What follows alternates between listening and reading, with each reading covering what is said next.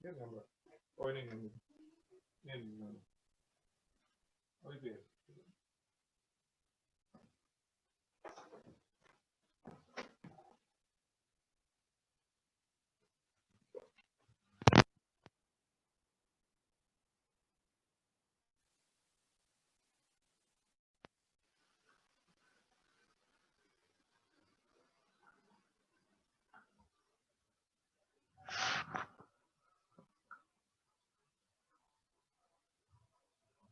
Oke, coba suara saya lebih jelas.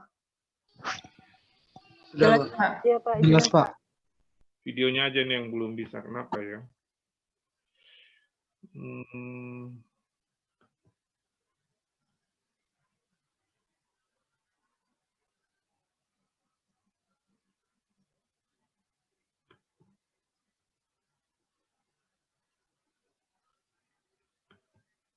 Coba ya sebentar.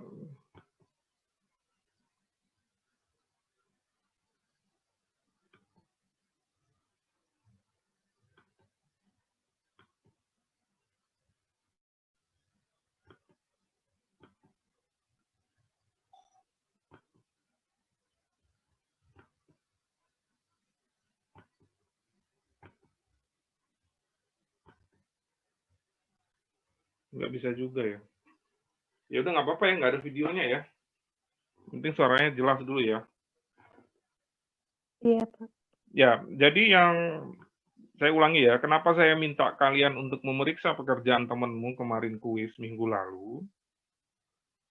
Karena yang pertama saya ingin kalian untuk kemudian waktu memeriksa pastikan juga mikir-mikir gitu ya, nggak mungkin asal meriksa pekerjaan punya temanmu, pasti kamu berusaha untuk mencari jawaban yang benar. Ya, walaupun kamu waktu ngerjain kuisnya juga pasti kan berusaha untuk mencari jawaban yang benar. Kemudian yang kedua, itu belajar untuk menjadi orang yang objektif. Kita seringkali dihadapkan pada situasi yang kemudian membuat kita menjadi tidak objektif. Maka kemudian kita belajar untuk menjadi orang yang objektif. Terutama nanti ketika kalian sudah bekerja. Ya. Ketika kalian sudah bekerja, kemudian salah satu sikap, perilaku, ataupun karakter yang dibutuhkan di seorang birokrat adalah kalian menjadi orang yang objektif. Maksud saya apa orang yang objektif? Artinya melihat sesuatu secara jernih. Ketika kemarin saya minta absen berikutnya yang meriksa, ya, seharusnya teman-teman tanpa melihat teman-teman itu siapa yang diperiksa, kalian tetap harus bisa untuk objektif. Nanti ketika kalian melaksanakan tugas, jangan kemudian, oh ini karena teman saya nih, oh ini karena adik saya, oh ini karena kakak saya, kemudian standar pelayanan kalian jadi berbeda dibanding dengan menghadapi orang yang tidak kalian kenal. Gitu, misalnya. Atau yang bahkan ke arah negatif. Oh karena teman, kemudian prosedur yang biasanya dijalankan itu kemudian diabaikan. Ya, misalnya, nih di antara kalian ada yang kemudian menjadi petugas bea cukai misalnya. Ketika melaksanakan pemeriksaan barang, walaupun itu punya teman kalian yang baru pulang dari luar negeri misalkan, seharusnya tetap menjadi petugas yang objektif tanpa mengabaikan prosedur pemeriksaan yang seharusnya. Nah, demikian juga ketika kalian belajar kemarin memberikan penilaian, kalian juga akan seharusnya melalui prosedur. Walaupun kemarin saya nggak ngasih tahu prosedurnya. Prosedur yang pertama kan pasti kalian cek dulu dong. Ya, ini pekerjaan betul nggak absen yang sebelum saya. Kan saya kemarin kasih instruksi, benar kan ya? Saya kasih instruksi yang absen 1 diperiksa oleh absen 2, demikian seterusnya. Berarti prosedur yang pertama seharusnya memastikan bahwa, oh, si absen, misalnya kalau yang absen 2, oh, yang absen 1 ini sudah betul mengirim jawabannya itu memang jawaban untuk absen 1. Ya, kemudian misalnya jawaban atas si Ahmad Arif, absen 1. Oh, berarti absen 2, si Akbar akan memastikan bahwa, oh ini pekerjaan yang saya periksa adalah punyanya Ahmad Arif, absen 1. Itu prosedur pertama. Prosedur yang kedua adalah memastikan bahwa soal itu kan kemarin saya meminta untuk memilih 3 dari 4. Oke, berarti ada 3 soal dan 3 jawaban yang diperiksa. Gitu ya. Kemudian waktu memeriksa mendasarkan atas apa? Ya harusnya atas dasar standar penilaian. Oh, kalau misalnya 3 soal berarti asumsikan bahwa 3 soal ini punya bobot yang sama. Atau kalau misalnya tidak ada bobotnya, berdasarkan asesmen kalian itu misalkan gitu ya, berusaha untuk objektif, oh soal yang nomor 1 yang dipilih ini bobotnya lebih besar misalnya. Tapi asumsikan misalnya bobotnya sama. Ya. Kemudian yang kedua, yang benernya yang mana misalnya kan gitu ya. Baru kemudian kalian memberikan penilaian. Kan gitu ya. Jadi objektif itu kalau di birokrat yang pasti adalah secara profesional kita tidak melihat siapa yang kita layani. Yang kedua, kita bekerja berdasarkan standar dan prosedur yang sudah baku. Ya. Kemudian yang ketiga bahwa dalam melayani atau memberikan effort terhadap penyelesaian pekerjaan, kemudian kita berusaha untuk itulah yang terbaik dari diri kita. Jadi itu maksudnya saya kemarin meminta kalian untuk memeriksa hasil pekerjaan teman-teman. Nanti kalian bekerja pasti akan menghadapi situasi di mana kemudian rasa objektivitas kamu itu bisa jadi terpengaruh. Gitu ya. Demikian juga sekarang kalau kita lihat fenomenanya, ketika seseorang menilai, misalnya gitu ya, dalam kasus ini dalam beberapa waktu terakhir, 1-2 tahun terakhir adalah ketika mahasiswa ataupun pengamat sekalipun itu diuji rasa objektivitasnya ketika ingin berpendapat atas apa yang terjadi di negara kita. Tidak mudah, teman-teman. Teman-teman bisa lihat, bahkan orang yang berpendidikan tinggi pun kemudian kalian bisa dengan secara sepintas melihat bahwa, oh ini jangan-jangan orang ini kemudian sudah tidak menjadi objektif lagi. Padahal bidang keilmuan dan gelar yang dia punya misalnya, atau background pendidikan yang dia punya, seharusnya membuat orang ini bisa menjadi lebih objektif.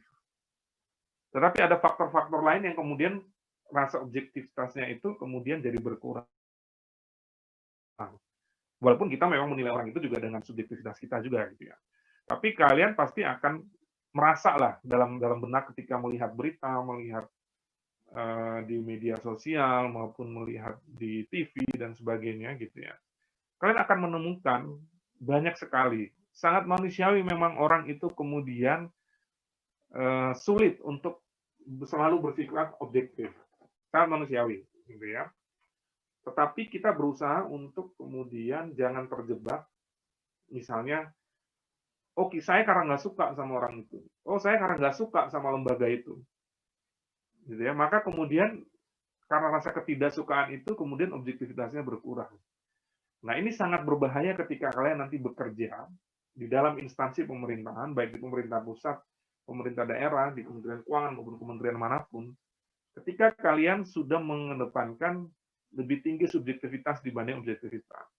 Lebih tinggi ketidaksukaan dibanding dengan objektivitas. Itu bahaya banget. Buat seorang birokrat itu sangat berbahaya. Tetap prosedur ya, objektivitas, profesional, integriti itu satu hal yang mutlak. Ya. Nah, makanya di Kementerian Keuangan ada nilai-nilai Kementerian Keuangan. Di kementerian yang lain saya rasa juga pasti ada. Nah, jadi itu kemudian nanti kalian akan mudah-mudahan akan mengingat apa yang saya sampaikan di hari ini gitu ya. Bahwa salah satu yang penting dalam melaksanakan tugas adalah mengenai objektivitas. Nah, kembali ke materi kita ya teman-teman. Di sistem informasi itu kemudian objektivitas itu dikedepankan ya. Kalau prosedur sudah bilang bahwa oh kalau merekam transaksi ini itu di menu yang ini, gitu ya, maka kemudian itu harus dijalankan, nggak bisa enggak. Ya, di beberapa modul yang telah kalian pelajari, semua itu ada prosedurnya. Kenapa? Karena namanya sistem kan apa sih pengertian sistem kan? Serangkaian prosedur kan ya, baik manual maupun terkomputerisasi. Kan gitu ya. Nah, maka kemudian sistem ini membuat cara bekerja kita seharusnya lebih objektif. Seharusnya lebih tertata dibanding dengan ketika kita tidak menggunakan sistem. Output yang dihasilkan dari sistem itu betul-betul objektif. Apa yang dimasukkan diproses sesuai dengan bisnis proses di dalamnya maupun hasil pengolahan data komputer di dalam sistem atau aplikasi yang kita gunakan misalnya, maka kemudian hasil yang dihasilkan outputnya itu tidak akan mungkin subjektif ketika kita melakukan dengan benar, gitu ya. Algoritma atau perintah komputer di dalam suatu aplikasi, misalnya kita bicara dalam konteks PAN maupun Sakti, itu kemudian tidak bisa diutak-atik by sembarangan atau sembrono gitu ya. Dirancang, didesain untuk kemudian dia dijalankan secara proper sesuai dengan prosedurnya. Makanya kemudian teman-teman mungkin ada yang membayangkan, oh sistem informasi yang kita akan belajar mengenai cara menggunakan aplikasi. Enggak juga. Makanya di komposisi mata kuliah ini lebih banyak teman-teman juga diajarkan mengenai prosedurnya. Oh ini dikenali dulu. Oh ini kalau modul bendahara pengeluaran itu tugasnya apa?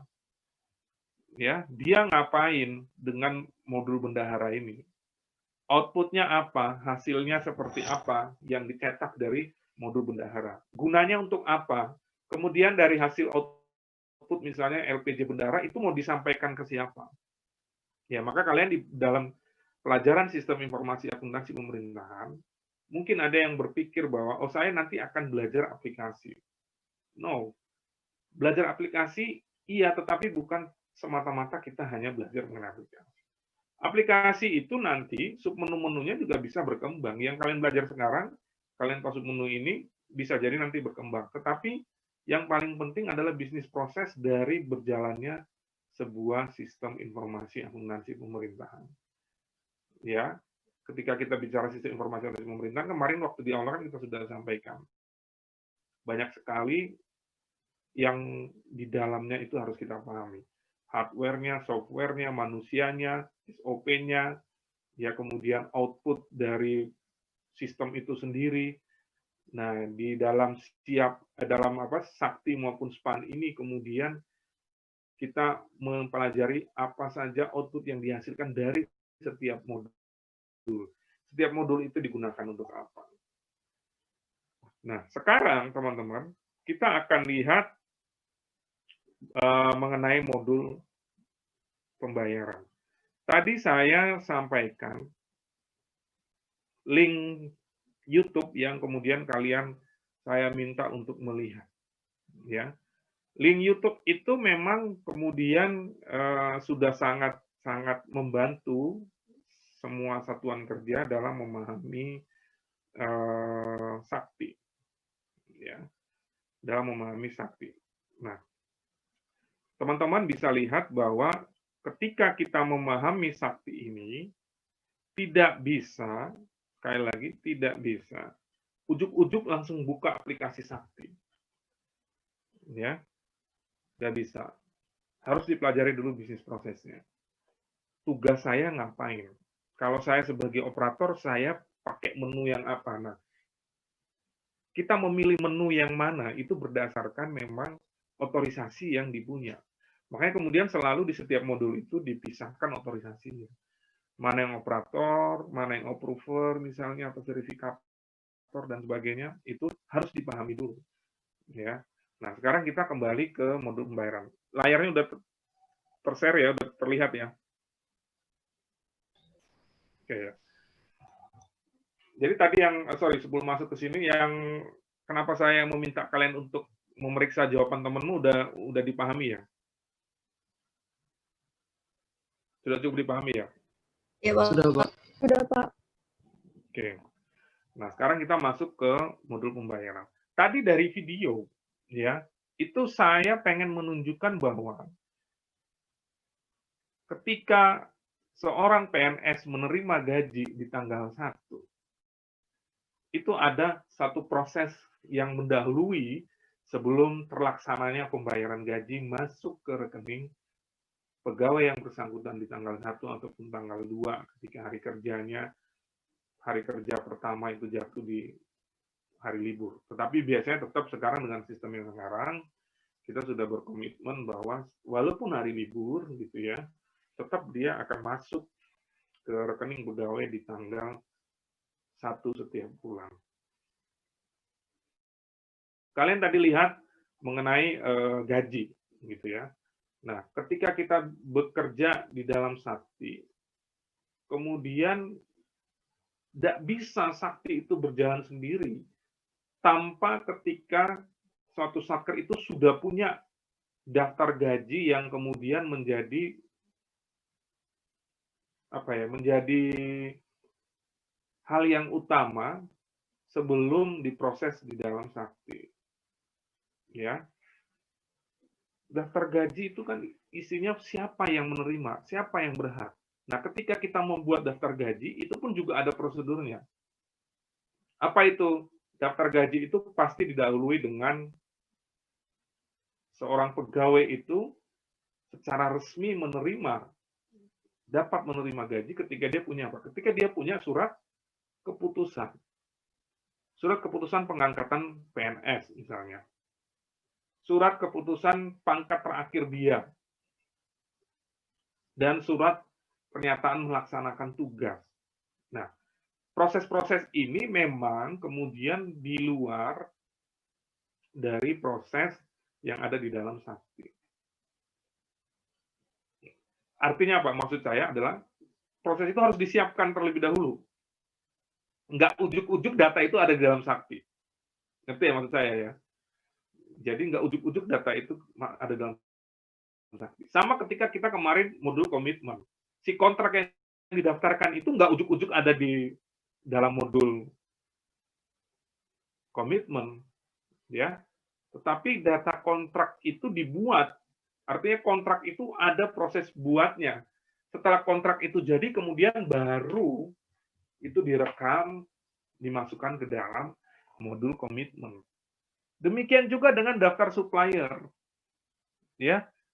Supplier itu kan kemudian diinput, ya, sampai dia nanti menghasilkan nomor register supplier, itu ada proses. Makanya kemudian saya selalu bilang teman-teman semua bahwa dalam sistem informasi itu kemudian selalu ada rangkaian prosedur. Ya, rangkaian prosedur baik di dalam sistem informasi itu sendiri maupun rangkaian prosedur yang terkait dengan sistem informasi tersebut. Ya, saya ambil contoh tadi misalnya yang kalian lihat tadi di YouTube mengenai gaji. Ada rangkaian prosedur lain yang harus ditempuh ya. Kalau ngangkat pegawai itu kayak apa? SK-nya siapa yang nerbitin? Ya, setelah SK diterbitkan itu dikirim ke siapa? Ya, makanya kalau nanti kalian jadi PNS, kalian akan melihat SK itu dikirim ke siapa aja? Oh, ke pembina kepegawaiannya, oh ke KPPN-nya, oh ke ke yang bersangkutan. Itu ada maksudnya semua. Itu adalah rangkaian prosedur yang terkait dengan kemudian nanti ketika kita mempelajari, ketika kita menggunakan sistem informasi akuntansi pemerintah dalam hal ini adalah melalui sakti yang tadi modul pembayaran. Ya. Jadi itu mohon dipahami teman-teman ya. Jadi memang bukan berarti karena namanya sakti kemudian semuanya sudah ada di dalam sini. Enggak, ada rangkaian prosedur lain yang terkait. Yang kemudian dia akan mensupport ya atau menjadi data sumber dari modul-modul yang ada di dalam sakti maupun SPAN. Seperti itu ya maksud saya ya. Oke. Nah, hari ini kita lihat teman-teman bahwa untuk dasar hukum sebenarnya kalau teman-teman lihat di sini yang bagian atas itu sama semua kecuali mulai dari nomor nomor 8 gitu ya. Itu sudah teknis, kemudian nanti akan lebih teknis lagi mengenai petunjuk modul itu di Perdirjen, teman-teman bisa lihat di situ. Perdirjen berurut dari 38 sampai 43, itu petunjuk teknis dari setiap modul. Ya. Nah, kita bicara mengenai pembayaran belanja APBN, ya. Nah, ketika kita belajar mengenai pembayaran belanja APBN, kemarin ingat bahwa selalu kenapa APBN itu kemudian dilaksanakan dan kemudian si BUN harus membayar dan kemudian si KL boleh mengajukan tagihan ke BUN dalam bentuk SPM gitu ya. Itu karena memang di dalam dasar hukum kita di Undang-Undang Perbendaharaan itu disebutkan bahwa tagihan yang menjadi beban APBN itu pembayarannya dilakukan oleh BUN atau kuasa BUN. Ya kenapa BUN? Ya karena dia sebagai bendahara, sebagai treasurer, dia yang mengelola kasnya pemerintah. Apa yang dilakukan oleh BUN? Apa yang wajib dilakukan oleh BUN? Yaitu meneliti kelengkapan perintah pembayaran. Jadi sekali lagi saya sampaikan bahwa COO atau Kementerian Lembaga itu dia yang melakukan perintah pembayaran, menerbitkan surat perintah membayar. Kenapa demikian? Karena dia adalah COO. Diberikan pelimpahan kewenangan dari Presiden selaku kepala pemerintahan kepada Menteri, dan kemudian Menteri melimpahkan kepada kuasa pengguna anggaran atau kepala Satker untuk melakukan tindakan yang dapat mengakibatkan terjadinya atau membebaninya APBN. Ya, nah tugasnya BUN adalah meneliti kelengkapan perintah pembayaran yang diterbitkan oleh kuasa pengguna anggaran. Kemudian menguji kebenaran perhitungannya,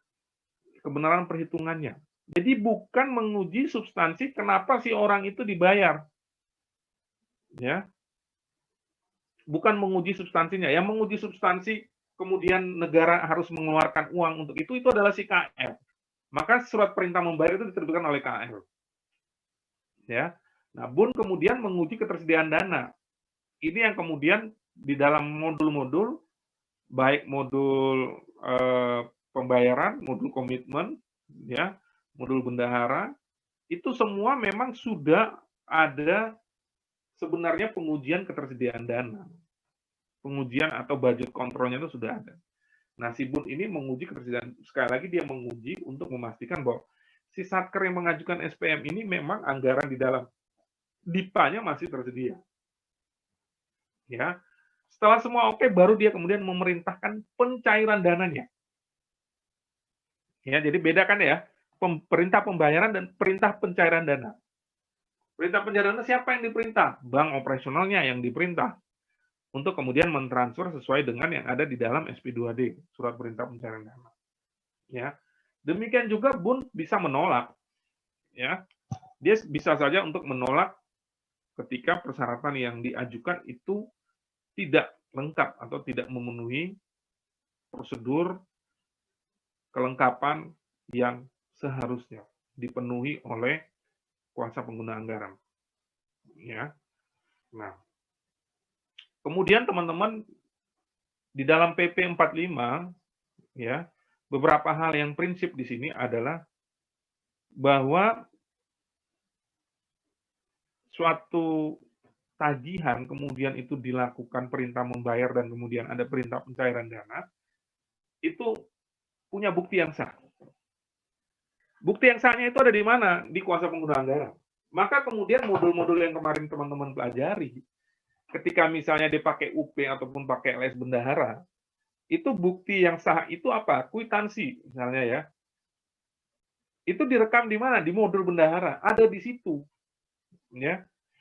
Jadi bukti-bukti yang sah ini kemudian itu difasilitasi, didokumentasikan di dalam modul-modul ini.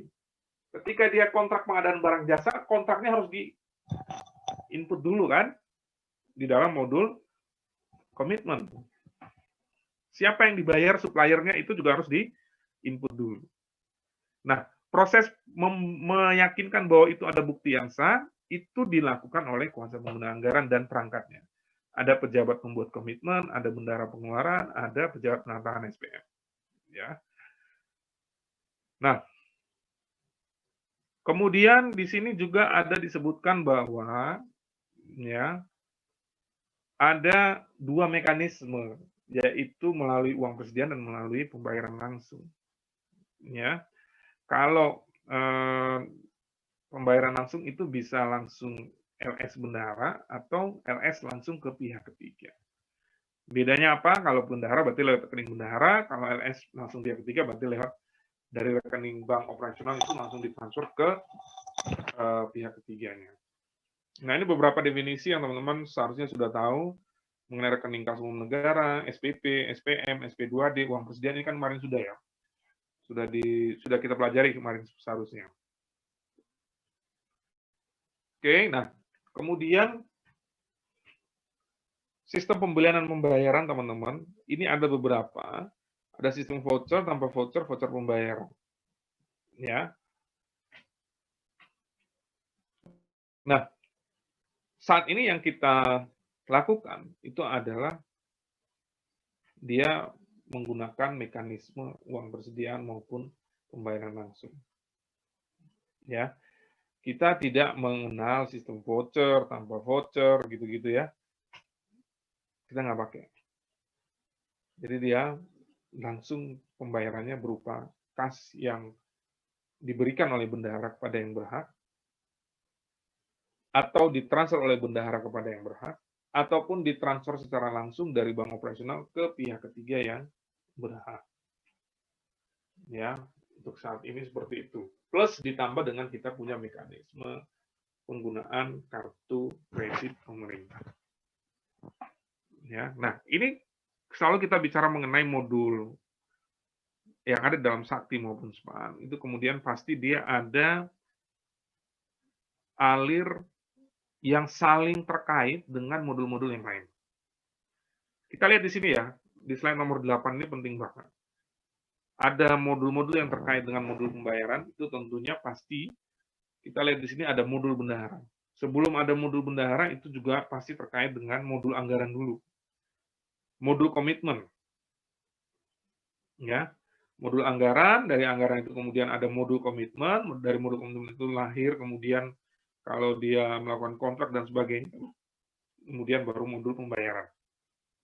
Nah, ketika modul pembayaran ini sudah berjalan, sudah dilaksanakan pembayarannya, kemudian pasti modul GL pelaporannya, general ledger pelaporannya itu pasti akan terpengaruh. Demikian juga dengan modul aset tetap dan persediaan atau modul yang terkait dengan barang milik negara, itu juga pasti akan mendapat supply data yang kemudian mempengaruhi output dari modul GL maupun modul aset tetap dan persediaan. Ya, termasuk juga modul piutang kalau misalnya ada. Nah, teman-teman bisa lihat di sini diagram alirnya ini berarti ya, apa yang dilakukan oleh modul pembayaran ini terkait dengan modul yang sebelumnya, yaitu modul komitmen dan modul bendahara, dan juga nanti berdampak ke modul GL pelaporan maupun modul aset tetap dan persediaan. Ya. Kemudian ini kita bicara selalu mengenai proses bisnis atau prosedur yang ada di dalam modul. Untuk siapa yang terlibat, ada pejabat pembuat komitmen. Di bawah pejabat komitmen berarti ada operatornya. Ada pejabat penandatanganan SPM.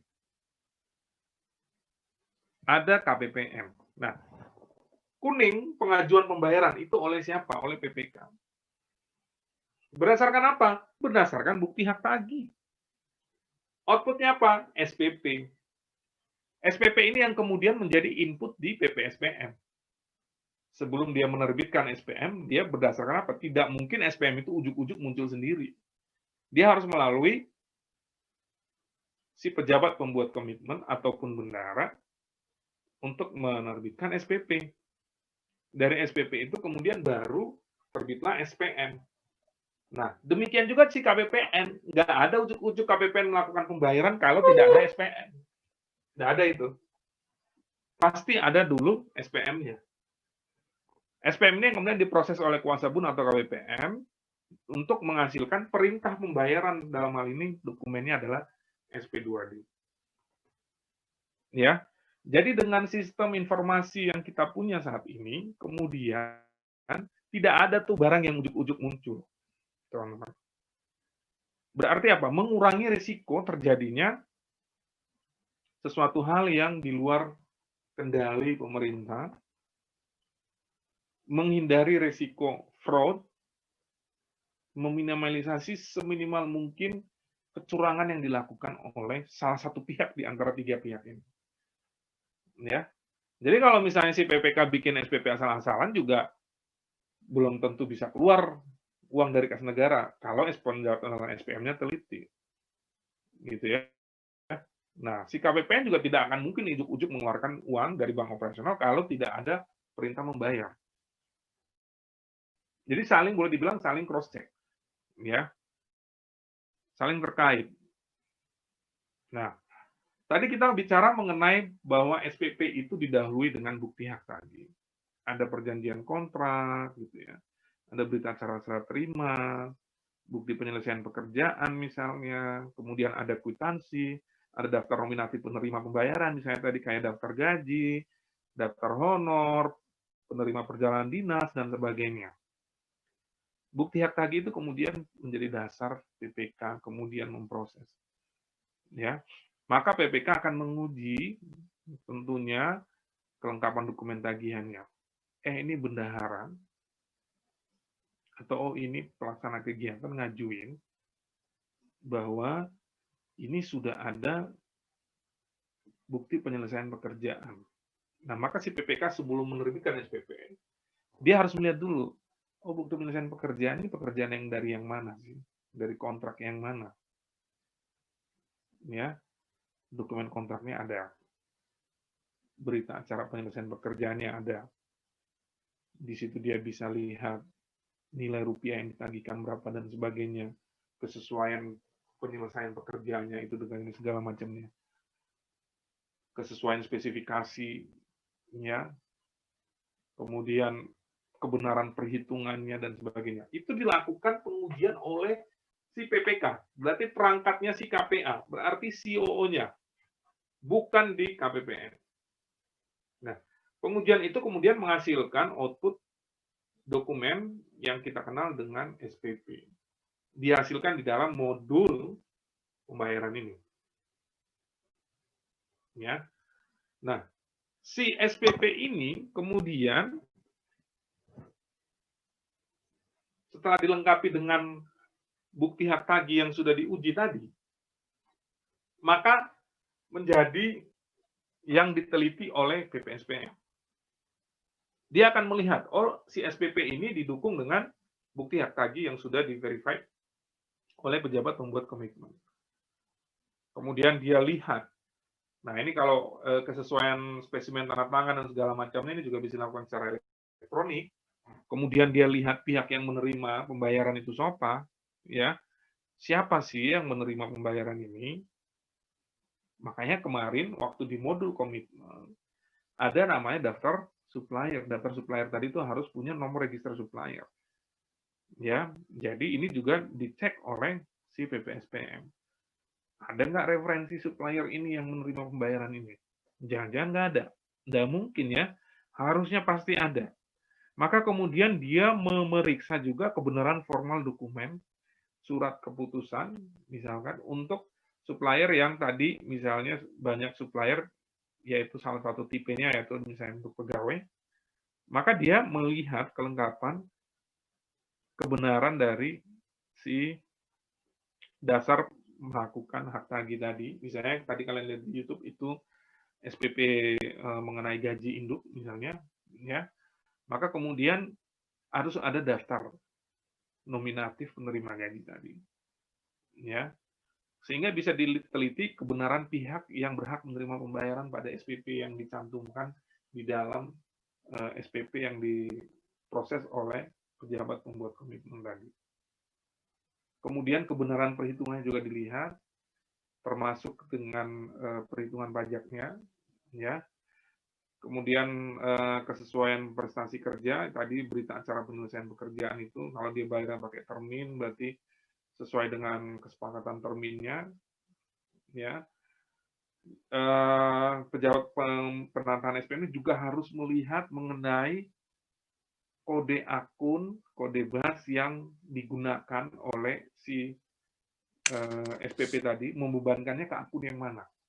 ini beneran belanja pegawai, oh ini belanja barang kalau dia beli persediaan akunnya yang mana, oh ini kalau belanja modal, oh ini kontraknya bilang ini pengadaan gedung, berarti dia harus pakai 532 ya, untuk pembangunan gedung, nggak boleh yang lain ya.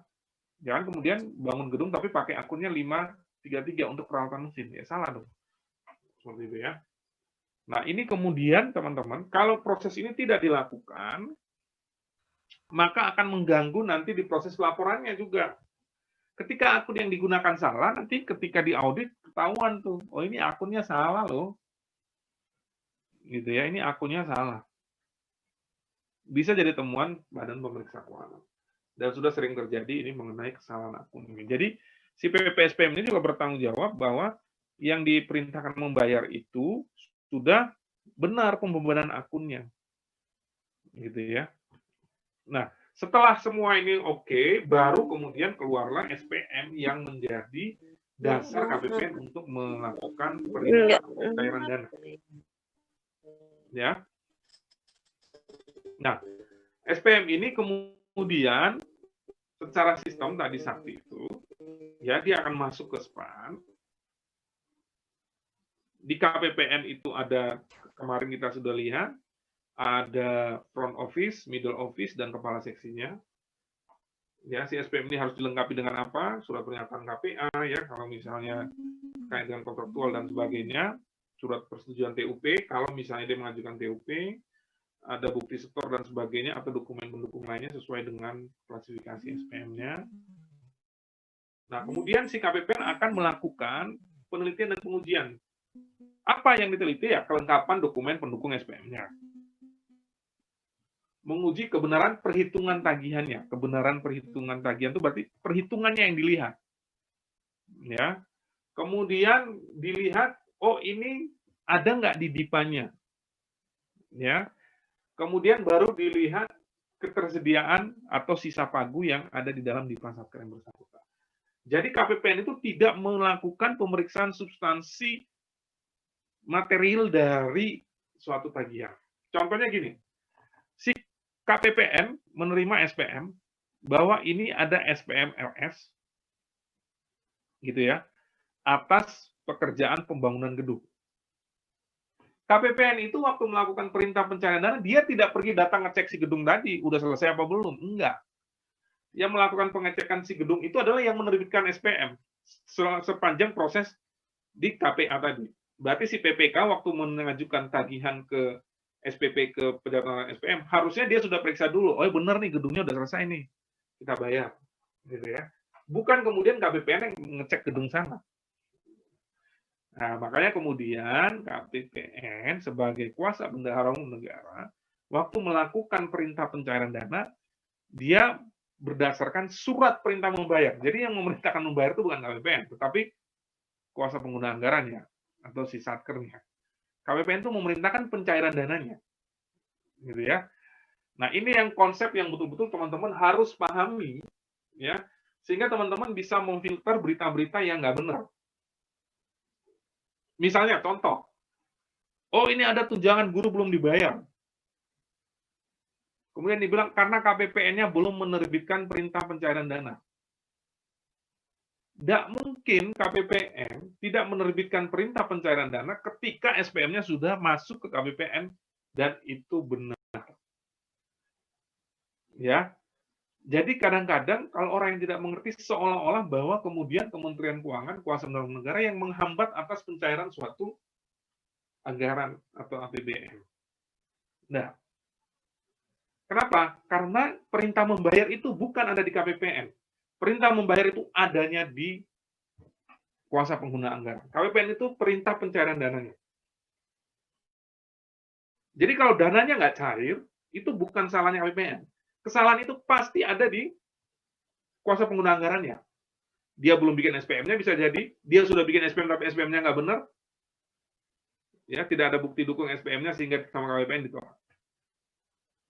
Jadi itu. Nah, kadang-kadang ini yang kemudian saya tadi sampaikan. Kita akan dihadapkan pada situasi yang kemudian untuk mengasah objektivitas kita, maka kemudian kita harus mencari tahu informasi-informasi yang valid dulu. Nah, seringkali masyarakat kita atau netizen kita misalnya ya, itu kemudian informasi sepotong-sepotong tapi kemudian dicerna dengan instan akhirnya menjadi suatu kekeliruan dalam memahami suatu informasi. Ya, ini teman-teman nanti akan mengalami seperti itu. Jadi kemudian sebuah sistem yang dibuat oleh Kementerian Keuangan, ya termasuk ini adalah kemudian didasari atas peraturan perundang-undangan yang cukup tinggi dari Undang-Undang Dasar kemudian Undang-Undang. Jadi nggak bisa KPPN-nya atau Kementerian Keuangan disalahin. Yang berfungsi sebagai COO itu bukan Kementerian Keuangan, tetapi si kementerian lembaganya. Ya, saya ambil contoh kemarin misalnya heboh insentif tenaga kerja, insentif tenaga kesehatan kita belum dibayar. Ya gimana KPPN bisa membayar kalau SPM-nya nggak datang ke KPPN? Kan gitu teman-teman ya. Bisa mengerti yang saya maksudkan. Ya. Kementerian Keuangan memfasilitasi bagaimana kemudian si kuasa pengguna anggaran ini membuat SPM itu prosedurnya bagaimana berdasarkan peraturan perundang-undangan kita fasilitasilah sistem yang bisa digunakan oleh kuasa pengguna anggaran. Tapi bukan berarti kemudian Kementerian Keuangan yang buatin SPM-nya, nggak begitu. SPM tetap dibuat sama Kementerian Kesehatan misalnya dalam kasus ini. Nah, ketika SPM-nya datang ya ketika semua sudah lengkap dan ada sesuai dengan ketentuan, maka KPPN tinggal memproses, dan kemarin saya sudah sampaikan, proses SPM menjadi SP2D itu 1 jam. Ya. Nah, kadang-kadang ini menjadi mispersepsi ketika informasinya sepotong-sepotong dan mungkin masyarakat juga tidak mengetahui. Gitu ya. Nah, teman-teman tidak boleh, teman-teman masih nih kan, menjadi pengelola keuangan negara. Nggak boleh nih, harus berbeda dengan netizen pada umumnya, karena udah tahu. Gitu ya. Justru harus menjadi penyebar informasi yang betul. Nah, ini nama kita bicara lanjut ya, RPD harian. RPD ini rencana penarikan dana. Kenapa kita harus bikin rencana penarikan dana? Karena gini, perintah pencarian dana itu kan melalui bank operasional. Maka bank operasional itu kemudian harus istilahnya di-dropping dana dari bank sentral kita, dari rekening kas umum negara. Nah, makanya kemudian kita mengklasifikasikan transaksi itu ada yang A, itu berarti lebih dari 1 triliun, yang B itu 500 sampai dengan 1 triliun, yang C itu 1 miliar sampai dengan 500 miliar. Maka dia harus buat rencana penarikan dana harian.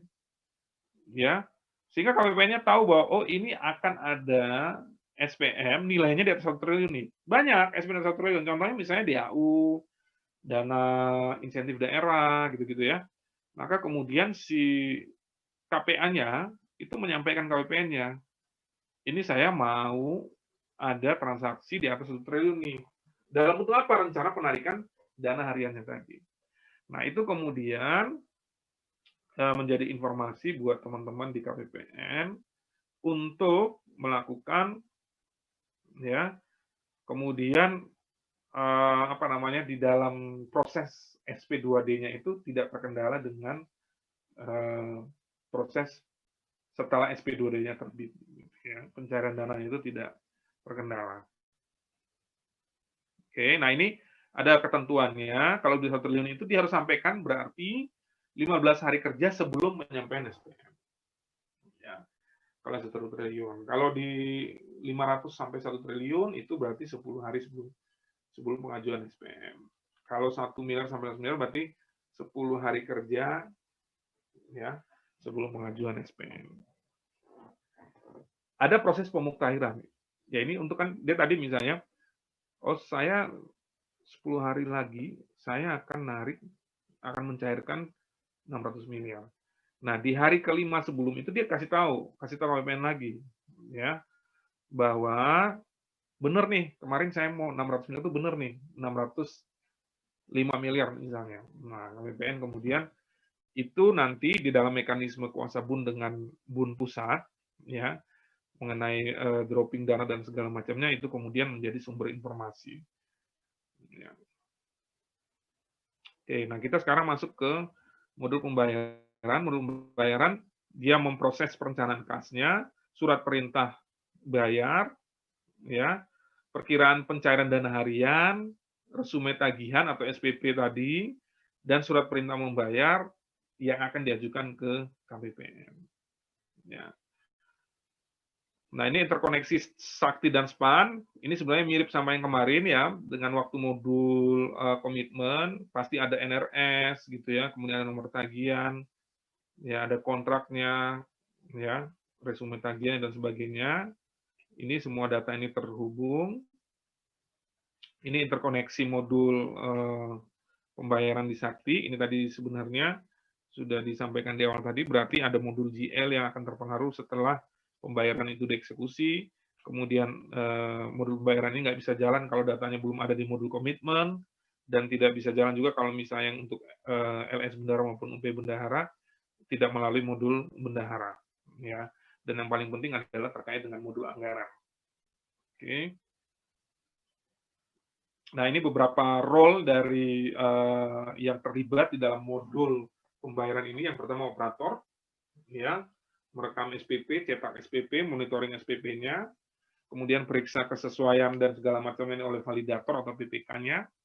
Jadi menu-menunya juga sudah dipisah, username, password-nya, sesuai dengan kewenangannya. Validator, pejabat ini dia akan periksa kesesuaian hard copy dibanding soft copy, misalnya ya, untuk tadi bukti dukung dari tagihan, dari SPP. Ya, kemudian ADK SPP-nya itu ada dia menggunakan PIN 6 digit, ya. Nanti ketika PIN-nya udah masuk, dia akan muncul nomor invoice-nya secara otomatis. Si PPK juga bisa melakukan monitoring SPP-nya itu sudah jadi SPM atau belum, ya. Nah, operator di penyadapan SPM. Jadi operator dua tadi ya, operator untuk PPK dan operator untuk penyadapan SPM. Dia cetak SPM, upload dokumen pendukung gitu ya, SKPJM dan sebagainya, dan kemudian monitoring SPM.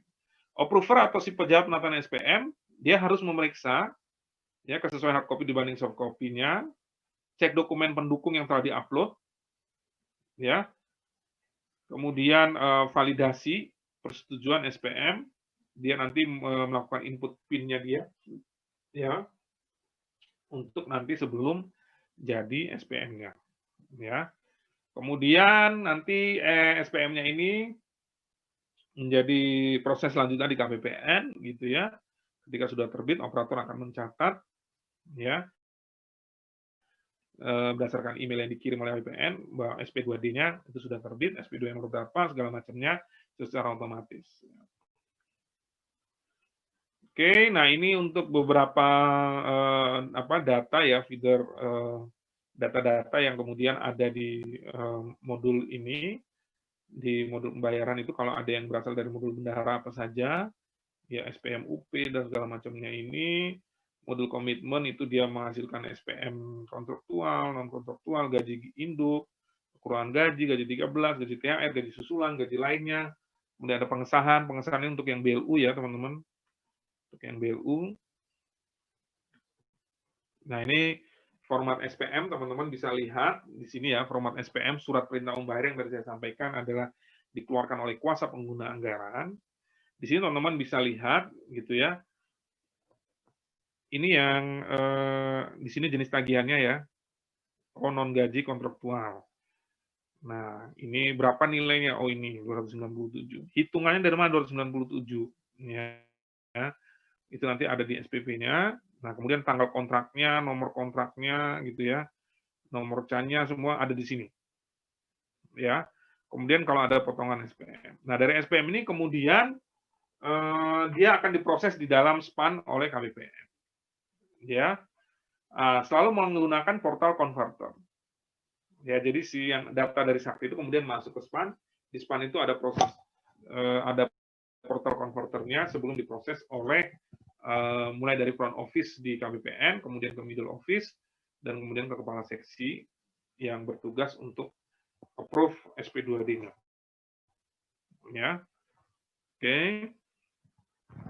Nah ini operatornya setelah SPM-nya siap sampai masuk ke PPSPM-nya atau verifikatornya, kemudian dia kalau udah oke dia akan input PIN-nya gitu ya, kemudian nanti menghasilkan ADK SPM yang masuk ke dalam portal yang ada di SPAN.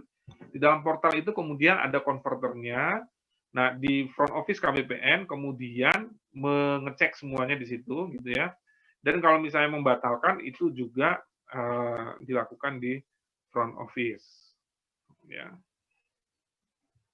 Oke, ini pembuatan SPM alurnya di dalam di kuasa pengguna anggaran. Ini alur proses pembuat SPM-nya seperti ini ya, mulai dari input SPP itu ada di apa namanya di stafnya PPK gitu ya. Kemudian nanti SPP-nya itu masuk ke operatornya pejabat penatanan SPM, nanti cetak SPM dan sebagainya, sampai kemudian dia ingin si pejabat penatanan SPM itu sesudah dia menginput PIN-nya berarti sudah oke gitu ya. Itu kemudian nanti diproses di KPPN dan akan menjadi SP2D. Nah, ini alur SPM dengan Renkas. Ini sebenarnya alurnya sama, cuman kalau Renkas itu kan dia harus menyampaikan dulu ke KPPN tadi, berdasarkan yang tadi yang saya sampaikan nilai-nilainya itu, ada berapa hari kerjanya, nah itu dia harus setuju dulu oleh si KPPN. Si Renkasnya itu harus di-approve dulu sama KPPN. Oke. Nah, setelah di-approve, baru kemudian nanti kalau yang tadi di atas 1 triliun dan 500 sampai 1 triliun itu kan dia harus di-update lagi di 5 hari sebelum. Ketika dia sudah update, udah ketahuan angka persisnya, maka kemudian KPPN juga akan secara by system Renkasnya sudah oke, maka si KPA atau si pejabat pembuat komitmen maupun pejabat penatanan SPM itu bisa memproses SPM-nya untuk masuk ke KPPN. Jadi nggak bisa ujuk-ujuk ya, untuk harus ada Renkas hariannya kalau yang ada nilai-nilai tadi. Oke, ini SPM kontraktual prinsipnya sama, cuman dia upload dokumen pendukungnya berarti ada kontrak dan sebagainya. Ada BST, ya berita acara pemeriksaan penyelesaian pekerjaan dan sebagainya.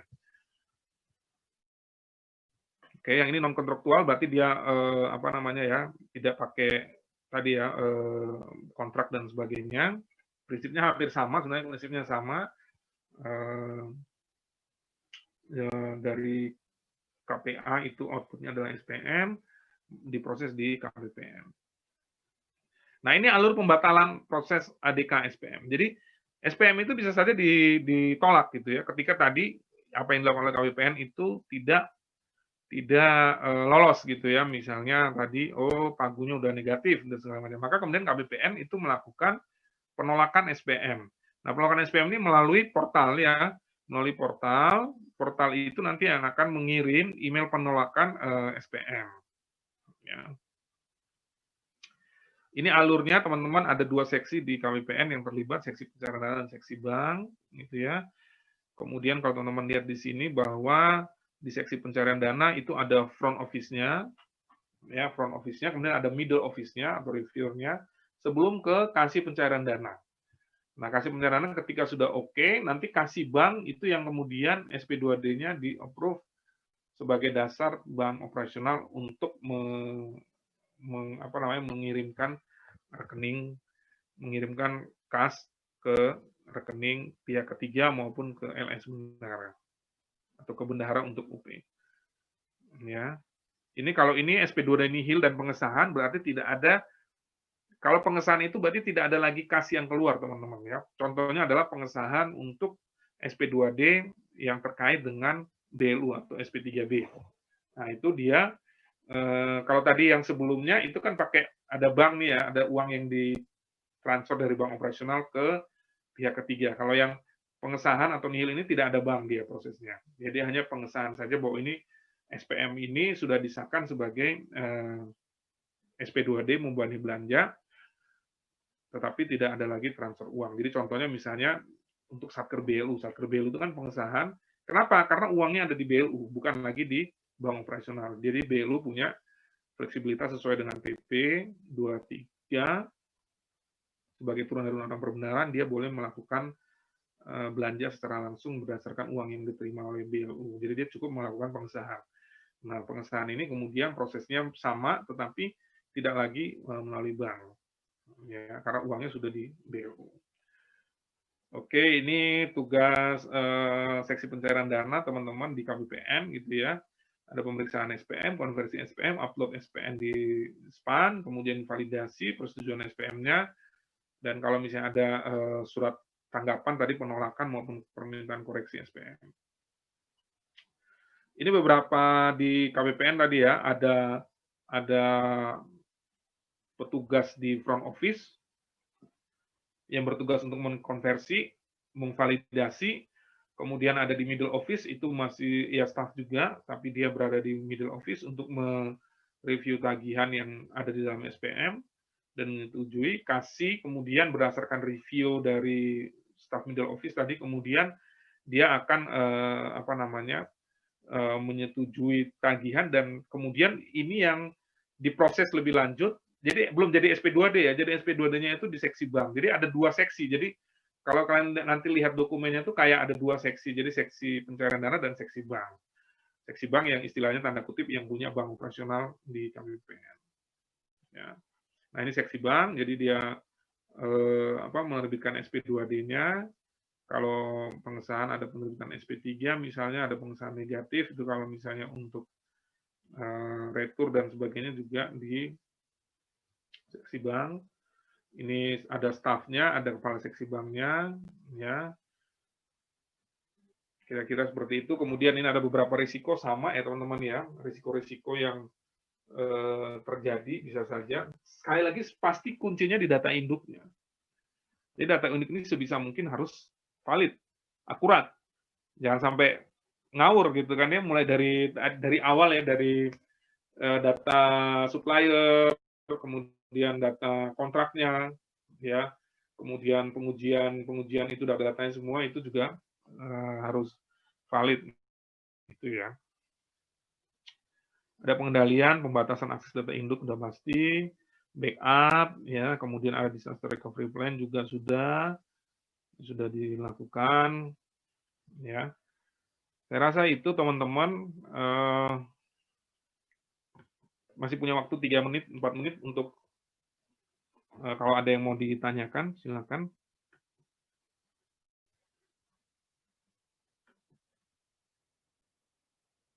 Mm-mm.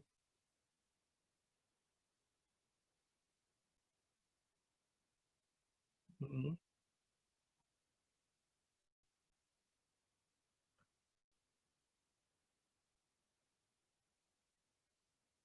Ya,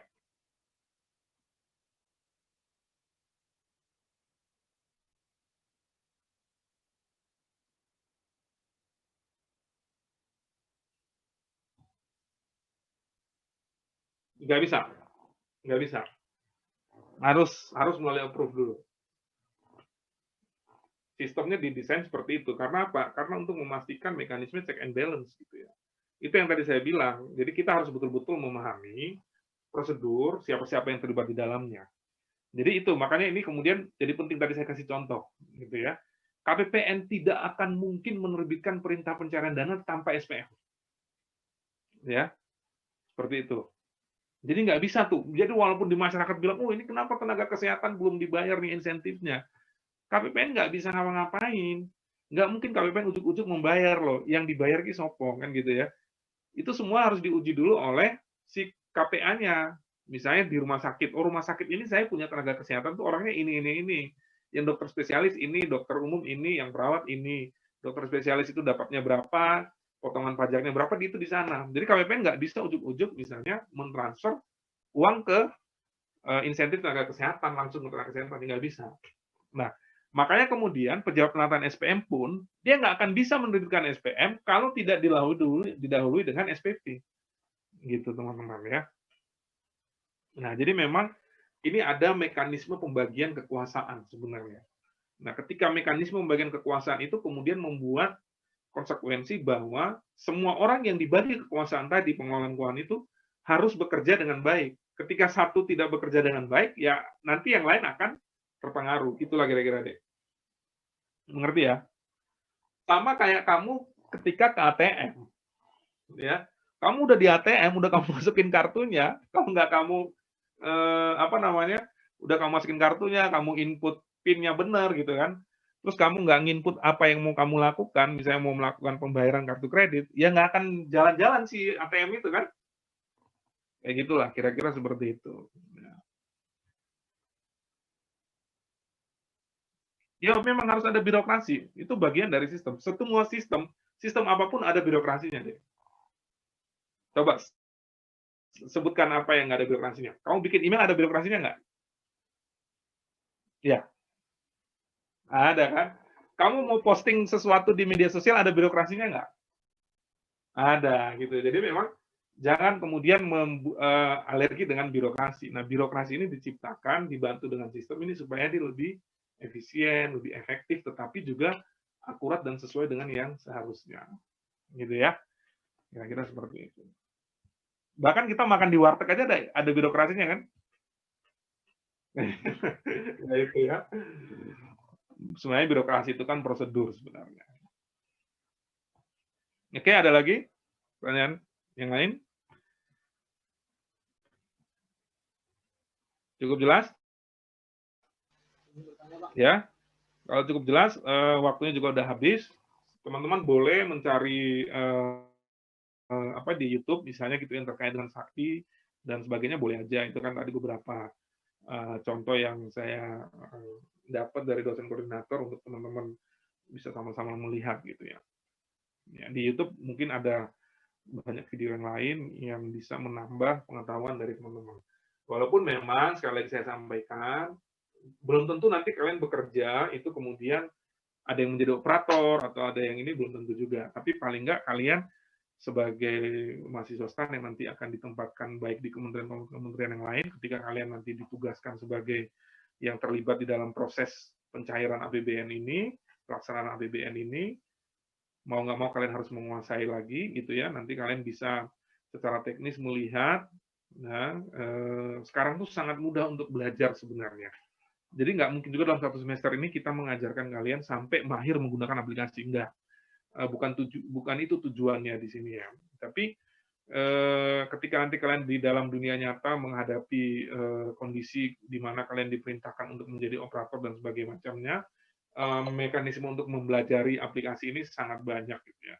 Bahkan kalian datang ke KBPN pun, Pak, saya dari Satker ini, saya operator yang baru, saya pengen belajar, KBPN akan melayani. Kita punya namanya Treasury Learning Center, ya kalau di KBPN itu mini TLC namanya. Itu kamu akan diajarin langsung praktek ke aplikasinya dan sebagainya. Ya. Jadi nggak perlu khawatir, tetapi bisnis proses konsep itu yang harus teman-teman sebagai akademisi konteksnya mahasiswa STAN itu harus paham dulu, gitu ya. Nah kayak tadi kan konsep banget tuh deh ya, ketika kamu bertanya ini berarti nggak bisa nih kalau misalnya ini dipotong begini ya nggak bisa, gitu ya. Jadi betul-betul kemudian konsepnya dipahami dulu. Kenapa harus ada seperti ini? Konsep dasarnya kan oh ada pembagian kekuasaan. Sebenarnya yang kita lakukan ini adalah kekuasaan yang dipegang oleh presiden sebagai kepala pemerintahan. Tapi kan nggak mungkin oleh presiden semua. Nah, kemudian ada konsep pembagian kekuasaan CEO dan CFO. Di dalam CFO itu ada kuasa BUN.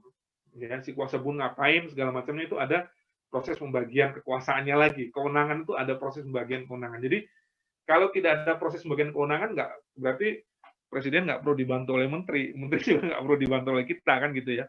Jadi kita ini pembantu semuanya ya. Saya bantuin apa namanya istilahnya pegawai Kementerian Keuangan itu bantuin tugasnya Menteri Keuangan kan. Nah, Menteri Keuangan itu bantuin tugasnya Presiden. Nah, Presiden bantuin siapa? Presiden itu bantuin rakyat. Jadi kita ini pembantu semuanya sebenarnya ya.